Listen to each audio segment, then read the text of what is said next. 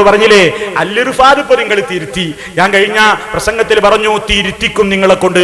നാടൊട്ടാകെ മുജാഹിദിന്റെ പ്രബോധകന്മാർ ഈ അല്ലുറുഫാദുമായി ഞങ്ങൾ ഇതാ കാടിളക്കി പ്രചരണം നടത്താൻ പോകുന്നു.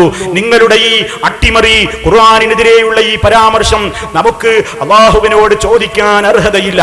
അല്ലാഹുവിനോട് ചോദിക്കാൻ അർഹതയുള്ളത് നബി സല്ലല്ലാഹു അലൈഹി വസല്ലമിന് മാത്രമാണ് എന്ന് എഴുതിവിട്ട കുഫറിന്റെ ആശയം നിങ്ങളെ കൊണ്ട് തിരുത്തിക്കും എന്ന് ഞങ്ങൾ പറഞ്ഞിരുന്നു. തിരുത്തു വന്നില്ലേ? പിറ്റേ മാസം വന്നില്ല.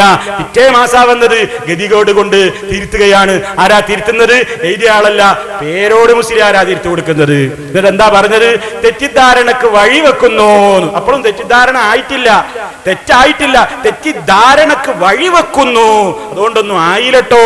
ഒരുപാട് കാര്യങ്ങൾ നിങ്ങൾ കാത്തിരിക്കുകയാണ്. ഞങ്ങള് തിരുത്തലുണ്ടോ മാന്യത കൊണ്ട് കാത്തു നിൽക്കുകയാണ്. തിരുത്തലില്ലെങ്കിൽ ഇനിയും അതിൽ അപകടകരമായ പലതുമുണ്ട്. നിങ്ങൾ എഴുതിയതല്ലാത്തതുമുണ്ട്. നിങ്ങൾ അങ്ങനെ അങ്ങ് പറഞ്ഞ് അത് തിരുത്തിയിട്ടുണ്ട് എന്നതുകൊണ്ടൊന്നും കാര്യമല്ല. അത് കൃത്യമായി മനസ്സിലാക്കുന്നുണ്ട് ജനങ്ങൾ. ഇപ്പോ തിരുത്തും കൊടുത്തിട്ട് പറയാണ് അത് എഡിറ്ററുടെ ശ്രദ്ധയിൽപ്പെടാതെ അങ്ങനെ വന്നു, ആയിക്കോട്ടെ, അങ്ങനെയൊക്കെ സംഭവിക്കാം. എന്നിട്ട് പറഞ്ഞു അത് കക്കാട് ഫൈസയുടെ തരീക്കത്തിലേക്ക് പോയ ഒരാളെ എഴുതിയതാണ്. എന്നിട്ട് അപ്പറഞ്ഞ സുന്നത്ത് ജമാഅത്തിൽ നിന്ന് നിങ്ങൾ പോയി എന്ന് പറയുന്ന കക്കാട് ഫൈസിയുടെ അതേ ആളുടെ ലേഖനല്ലേ നിങ്ങൾ ഇപ്പോഴും അല്ലുറുഫാദിൽ കൊടുത്തുകൊണ്ടിരിക്കുന്നത്? എന്തേ നിങ്ങൾ അയാൾ അങ്ങനെ വെച്ചുകൊണ്ടിരിക്കുന്നത്? അവിടത്തേക്കൊന്നും നിങ്ങൾ ഇപ്പൊ പറയിപ്പിക്കണ്ട. വേണ്ടി വന്നാൽ ഇൻഷാ അല്ലാഹ് നമുക്ക് പിന്നെ പറയാം. അപ്പൊ നിങ്ങൾ അതൊന്ന് കൃത്യമായിട്ടൊന്ന് എന്ത് ചെയ്യണം? അത് കൃത്യമായ നിലക്ക് ജനങ്ങളുടെ മുമ്പാകെ നിങ്ങൾ പറയണം. ആഘോഷിക്കണ്ട. തെളിവില്ലാത്തതിനല്ലേ നിങ്ങൾ ഈ അബദ്ധങ്ങളുടെ പിന്നാലെ പോകുന്നത് എന്നൊക്കെ പേരോട് ചോദിക്കുന്നുണ്ട്.